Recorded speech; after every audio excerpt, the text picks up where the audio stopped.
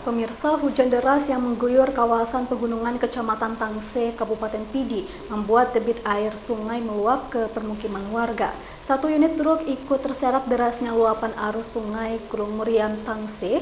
Dalam peristiwa tersebut, supir truk berhasil keluar dari mobil. Beginilah detik-detik satu unit truk terseret derasnya arus sungai Krung Meriam Tangse, Kecamatan Tangse, Kabupaten Pidi, Senin malam.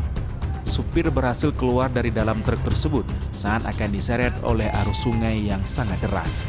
Kawasan pegunungan Tangse diguyur hujan lebat sehingga membuat debit air sungai meluap ke permukiman warga dan jalan lintas nasional Bernun Melabuh tergenang banjir.